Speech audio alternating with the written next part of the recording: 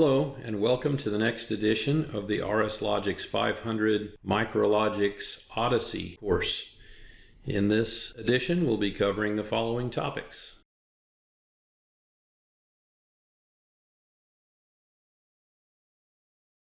In the last video we completed the system routine and all of our modes, auto and manual mode, and our auto cycle. And now it's time to actually write a program. Before doing this, I actually created a new ladder here called sim and a new register called sim.io. The sim.io register is 20 integers, and what I did is named each word slot 1 digital inputs, slot 2 digital inputs, slot 3 digital outputs, slot 4 digital outputs, slot 5 analog in 1 through 4, so each one of these are an analog value, and then starting at in 20:9 for analog outputs. The idea behind this is to use these in simulations, and also to keep track of these I have created a spreadsheet. So this is the N20 register, and I've pre-assigned one of my inputs as a master control relay. Actually, this should be down here. So this would be the equivalent of I1/0. So I:1/0, I:1/1, and so on. And the idea behind this is there's a lot more I/O associated with this than there is on my real trainer. My real trainer, of course, just has push buttons and pilot lights and that sort of thing. It does have a few things like the stack light and e-stop and the reset button that we'll use, and I'll probably actually map this master control relay from the real master control relay input. But that's the idea, is to set these registers up for simulation. This is a layout of the simulation that I plan on running in this next section. The basic idea is that a part is loaded here. It makes its way down conveyor 1 in front of this pusher. The pusher pushes the part in front of the camera. The conveyor 2 will be stopped at that point. The part will be inspected. If it fails the inspection, then the reject pusher will push the part into the reject bin, and if it passes, then the conveyor will run and the part will go on to whatever the next step is. I haven't really decided what the next step is. Another thing that I've put in here is the gate. The idea behind the gate is we're going to assume that this gate is unlocked, and if somebody opens it, everything has to stop. So the pushers can't push and the conveyors don't run. So you need to have a way to continue the process if it's interrupted by the gate. So that's the premise of what we're going to be doing in this simulation. The I/O I have filled out here in this spreadsheet, and the next thing I'm going to do is copy these descriptions into the simulated I/O register down here in 20, and then we'll continue the video after I've done that by programming the different routines, the inputs and outputs routine and the auto routine. After entering in all of the symbols and comments for the simulation sensors, I've also done here what's known as debouncing and backchecking of the sensors. So I didn't do this for every sensor, but I did do it for all of the proxies and photo eyes. You can see here this conveyor load photo eye has a 1/4 of a second delay before it's actually made. So if I toggle it, you can see here it counts up real quick, and then the status is slightly delayed. And the reason for this is, if somebody were to set a part down here, you don't necessarily want the conveyor to start moving immediately. When the part gets down here in front of the pusher, you might want to make sure that it is justified against the edge here if there were a stop before pushing it. So often putting a little debounce or delay is a good idea Now, as far as backchecking, what this does is it makes sure that whenever using the input for the sensor, that it is backchecked against its opposite sensor. So in this case, there is a retracted sensor and there's an extended sensor on the pusher. And this makes sure that both sensors can't be made at the same time. So rather than using the actual input, or in this case the simulated input, we're going to use the status bit everywhere in the program. This way, if the sensor doesn't make within a certain amount of time, it will trigger a fault.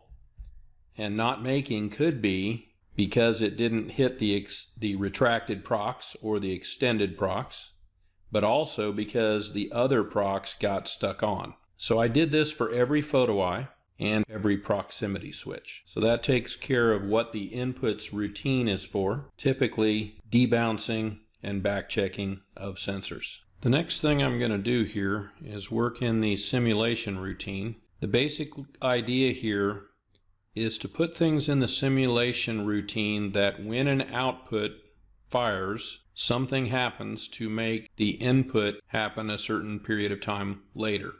So simulation routines have a lot of timers in them and some kind of an action that activates a sensor. So instead of real things activating the sensor, the timer activates the sensor. Here's our first piece of logic in the simulation routine. This is a manual bit where an operator loads a part onto the conveyor, and there's a little comment up here that says that operator loads part to load area of conveyor 1. That latches in the photo eye, saying that there is a part there. When the photo eye is made, it does two things. If the conveyor is running, it runs a retentive on delay timer. When that timer is done, the photo eye is cleared. So that simulates the part moving out of the area of the load photo eye.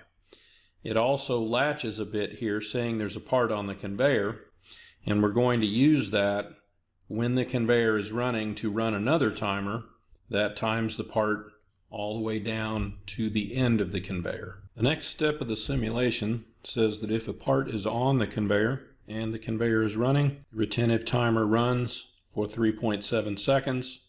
When it's done, the pusher 1 part present photo eye is blocked and the part is present. In addition, I've simulated the conveyor running by saying if the motor starter is on, then the contact on the side of the motor starter is also pulled in. I did put a conveyor 1 OK simulation bit here, and typically that would be on. So if I want to disable it and say that my conveyor is broken, maybe the disconnect is engaged or something, then I can turn this off, and if I turn on the motor starter, I won't get the contact pulled in. The next two rungs are pretty complicated. This is the pusher at the end of the conveyor. When the solenoid comes on, if the pusher is okay, this is another one of the simulated bits that I'm going to toggle. Then the timer runs, the cylinder leaves the retracted procs, also resetting the retracted timer, which is in the next rung. The extended procs timer runs. These values are pretty arbitrary. You just set them for something like what you think the cylinder should be. In this case, it's 1.28 seconds. When it's done, it latches the extended procs, simulating that the procs was made. If there was a part on the conveyor, it's going to latch a memory bit for part on conveyor 2. It's also going to latch the inspect trigger photo eye, which is the photo eye at the end of the pusher at the beginning of conveyor 2. Of course, it unlatches conveyor 1's memory bit, and it unlatches conveyor 1's part present photo eye, since it pushed the part away. The retract cylinder, when the valve comes on, the timer runs for 0.37 seconds, and it comes off of the extended procs, also resetting the extend retentive timer, and the retracted timer 1.28 seconds later, it's made and makes the retracted procs.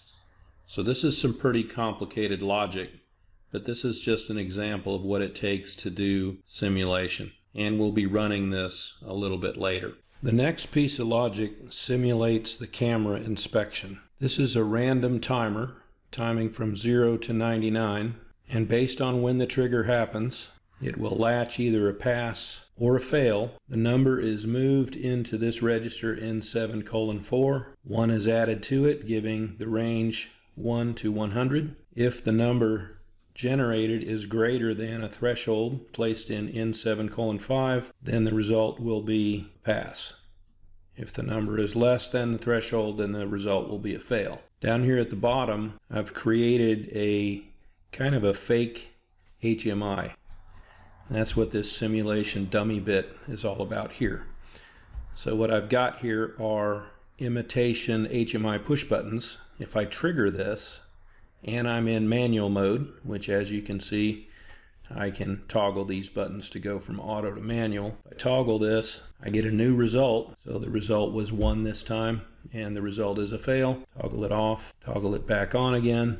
This time I got a 67, and that's a pass. So this generates random numbers to simulate the camera. Over here in the outputs routine, I have created some of the physical outputs, and these work with the simulator. So in this case, if I'm in manual mode and I toggle this button, then I get a camera trigger CR, which is the physical output to the camera. And you can see down here, I've also put my stack light, which is small lights on the trainer that light up to indicate what mode we're in. In my auto mode, if I'm in auto cycle and I get an inspect trigger, which is the photo eye being broken by being pushed onto the conveyor, it latches the auto trigger. When I get a pass or a fail, it will latch in these bits, and then that result will unlatch the auto trigger. Here in the main routine, I put a couple of extra things. This is an automatic blinker, and you can see I've set it for 800 milliseconds for each timer, and this just alternates on and off pulses. So it's a pulse train of 800 milliseconds on, 800 milliseconds off. Down here at the bottom, I've added the call to the simulation routine, and you can see I can turn it on and off. If I turn it off, this free running timer, of course, would stop timing. So we're going to end this video right here. That was most of the simulation that we need to run the auto routine. We're going to add a couple of conveyor run simulations also to make this operate, and we'll continue this in the next video. Thank you.